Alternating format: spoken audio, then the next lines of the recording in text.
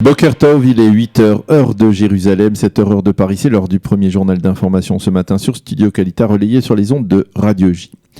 Le Premier ministre Benjamin Netanyahou a appelé hier soir à nouveau Benny Gantz afin qu'il a lancé un appel à Benny Gantz afin qu'il forme avec lui un gouvernement d'union nationale le plus large possible.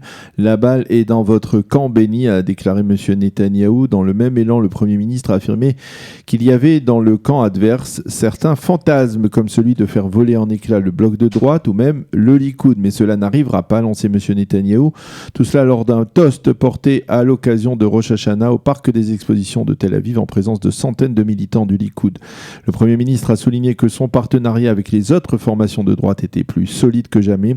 Au sein du Likoud, on affirme que si cela ne dépendait que de Benny Gantz, un gouvernement d'union nationale aurait déjà vu le jour, et on accuse Yair Lapid d'être celui qui s'oppose farouchement à tout rapprochement entre les deux hommes. Quant à Benny Gantz lui-même, il a déclaré qu'il était prêt à débattre de la proposition du président Rivlin de former un gouvernement d'union paritaire, mais il a conditionné la tenue de ces pourparlers par la dislocation du fameux bloc de droite et par des contacts uniquement avec le Likoud. Quant à Avigdor Lieberman, il a, semble-t-il, hier légèrement nuancé sa position et s'est déclaré prêt à dialoguer avec le Likoud. On ne sait pas s'il est prêt à débattre uniquement d'un gouvernement d'union ou même également d'un gouvernement restreint. Mais c'est apparemment un pas de nuance pour un Lieberman qui a d'ailleurs marié hier soir son fils Amos, un mariage célébré par un rabbin orthodoxe, le grand rabbin de Migdal HaEmek, le Rav Yitzhak David Grossman.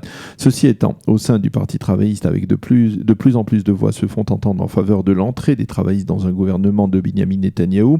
Certains vétérans du parti qui déplorent son manque total d'influence sur l'échiquier politique actuel affirment que l'entrée dans le gouvernement est le seul moyen pour le Parti travailliste de reprendre une place de choix sur cet échiquier. Et puis le conseiller juridique du gouvernement, Avichai Mendelblit, a repoussé sans équivoque la requête déposée hier par le Premier ministre afin que son audition du 2 octobre prochain soit diffusée en direct sur un média, et ce, afin que les Israéliens puissent la suivre donc en direct. Le conseiller juridique a affirmé qu'il n'était pas question d'envisager un tel cas de figure. Le chef de la diplomatie israélienne, Israël Katz, a pris la parole hier soir à la tribune de l'Assemblée générale des Nations unies, en remplacement bien entendu de Benjamin Netanyahou, qui devait à l'origine se rendre à New York, mais qui a été contraint d'annuler sa visite en raison bien entendu de la crise politique aiguë en Israël. Dans son intervention, Israël Katz a appelé les nations dans la communauté internationale à suivre l'exemple américain en reconnaissant Jérusalem comme capitale de l'État d'Israël.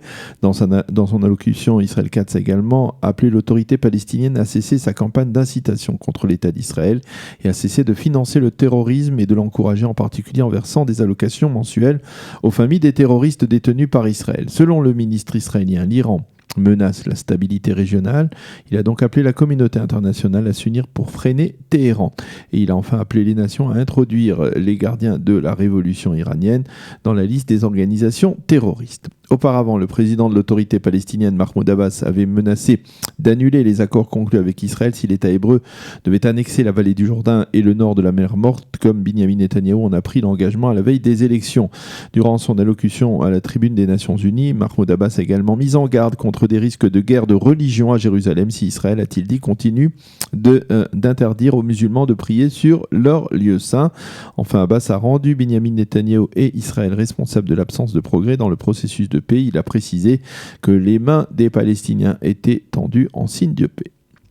Le président Rivlin, qui est décidément bien occupé au cours des derniers jours, a présenté hier les condoléances de l'État d'Israël à la famille de Jacques Chirac et au peuple français après le décès de celui qui fut le président de la République française. Nous nous souviendrons de son geste courageux de reconnaissance de la responsabilité de la France pendant la Shoah, a déclaré le président israélien, sans en dire plus sur les relations plutôt chaotiques entre Israël et la France sous Jacques Chirac. En Israël, on salue depuis hier l'amitié que le président Chirac avait pour la communauté juive de France, mais l'on souligne également que sa position anti-israélienne, souvent anti-israélienne et pro-palestinienne, et l'on rappelle le fameux incident lors de sa visite dans la vieille ville de Jérusalem en octobre 1996. La météo pour terminer, le temps sera plus chaud et sec sur l'ensemble des territoires, sur l'ensemble du territoire israélien, avec une hausse des températures. Il fera aujourd'hui 32 degrés à Jérusalem, 30 à Tel Aviv et 38 degrés à Eilat. C'est la fin de ce premier journal d'information.